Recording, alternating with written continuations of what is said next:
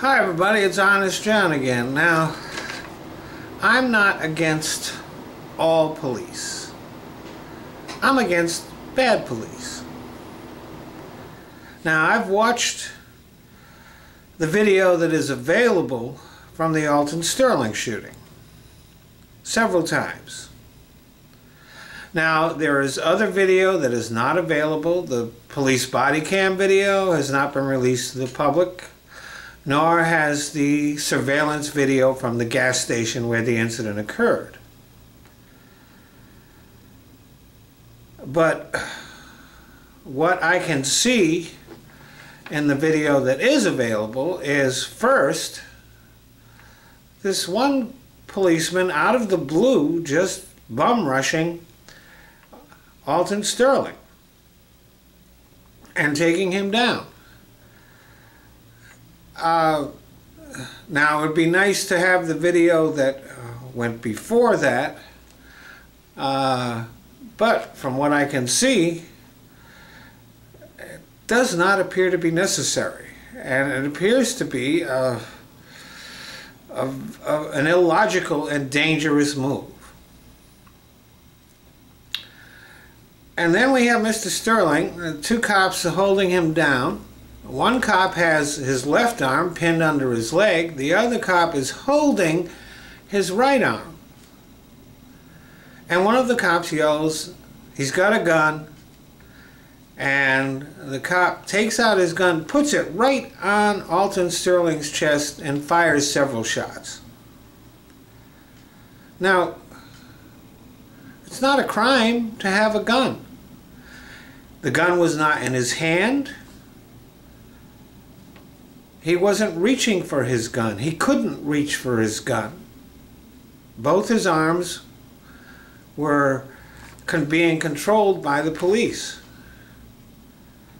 So he was essentially executed for having a gun in his pocket. Now, whatever else you might feel about gun regulation, the Constitution makes clear that possession of a gun in and of itself is not a crime.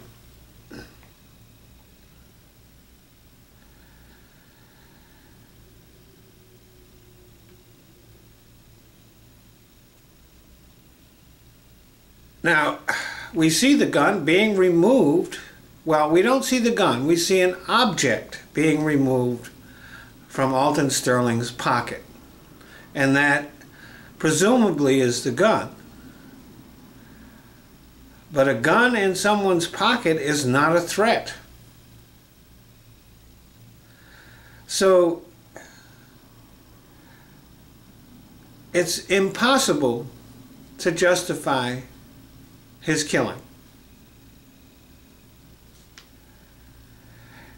And then there is the case of Philando Castile. Phil Castile. It's easy to say. I'll call him that. That's what I get from what I understand. That's what those who were close to him called him. Now, again, there's no video of the actual shooting, but his girlfriend, his fiancée, very carefully documents what happened on her video.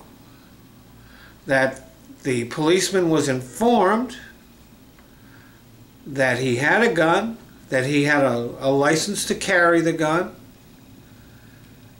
and that Mr. Castile complied with the officer's demands, including producing his ID, which when he reached for it, the cop immediately shot him. And in doing so, not only did he shoot a man who was complying with his demands, but also endangered his fiancée, who was sitting in the seat next to him, and a 4-year-old child in the back seat. And to top that off, they arrested her. Now, the only person that did anything wrong at that scene was the cop. But they arrested Diamond Phillips and they separated her from her daughter, who I'm sure was traumatized and really needed her mother to be with her, and treated her like a criminal. The only criminal at that scene was the cop, and he has not yet been charged.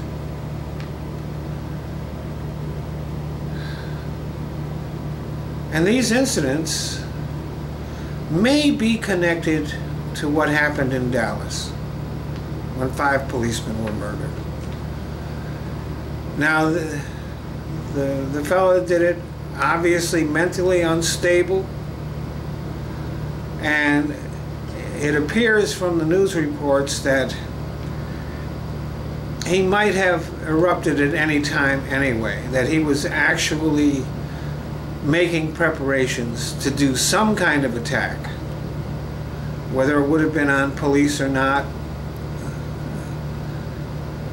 we don't know, but we know he did attack the police in Dallas.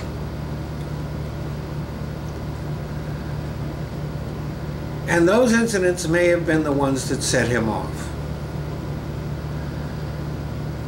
Because we have seen countless, a large number of incidents in which it is very, very clear that the police committed misconduct, that they should have been charged, and they weren't. When Eric Garner was murdered in New York City, Officer Daniel Paleontano went scot-free, even though it clearly documented his murder by that officer.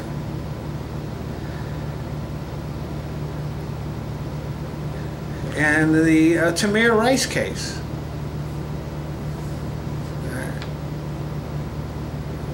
Police murdered a 12-year-old child, and yet they went off scot-free.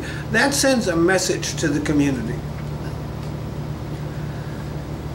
And as we all see, there is very little trust between communities, especially communities of color, and the police.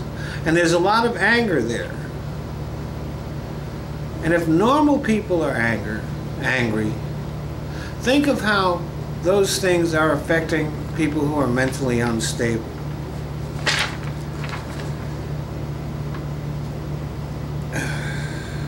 When there is one thing that police have to understand, that they cannot tolerate the bad cops in their midst, that they cannot close ranks around the bad cops in their midst, because those cops, those bad cops, not only endanger the police in their own department, they're endangering police all over the country.